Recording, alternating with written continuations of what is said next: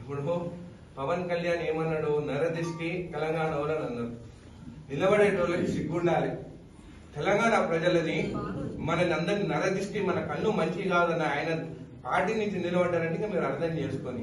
అయినా కానీ ఆయన ఒక యాక్టర్. ఈ యాక్టర్స్ ఎట్లుంటారు, ప్రొడ్యూసర్స్ కోసం వెతుకుతుంటారు. అంటే ప్రొడ్యూసర్స్ పైసలు పెడితే యాక్టింగ్ చేస్తారు. 2019 లో వితౌట్ ప్రొడ్యూసర్ పోయినాడు, ఒక సీట్ గెలవలేదు.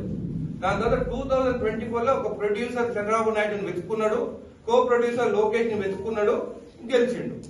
మళ్ళీ ఇప్పుడు ఏం చేసిండు, అక్కడ అయిపోయింది. మంత్లీ ప్యాకేజ్ స్టార్ 1 స్టార్ అని పేరు తెచ్చుకున్నాడు. ఇప్పుడు నాకు అది సరిపోతలేదు, నా కుటుంబం పెద్దది ఎట్లా అని చెప్తే ఇప్పుడు కొత్త ప్రొడ్యూసర్ ని వెతుకున్నాడు. ఆయన పేరు మోడీ. ఆ మోడీ ప్రొడక్షన్ లో ఇప్పుడు తెలంగాణకు రావాలని అనుకుంటున్నారు.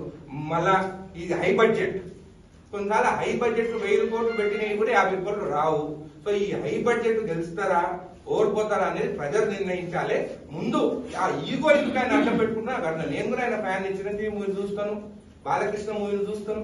ఏ మూవీ బాగుంటే ఆ మూవీ చూస్తాం. తెలంగాణకి వచ్చిన తర్వాత మళ్ళా ఆంధ్రోళ కన్ను మన తెలంగాణ పైన పడ్డది. మన భూముల రేట్లు ఎక్కున్నాయి, ఆంధ్ర భూముల రేట్లు తక్కున్నాయి. వాళ్ళు బెంగళూరు కర్ణాటక పోతే బతకలేరు. తెలంగాణకు వస్తే మనం అమాయకులము. వాళ్ళు ఏమన్నా నరదిష్టాన్ని అన్నా కానీ మనం పడి వింటున్నాము. కాబట్టి మన దగ్గరకు వస్తున్నాం. తెలంగాణ ప్రజలే దీని గురించి ఆలోచించాలని తెలియదు.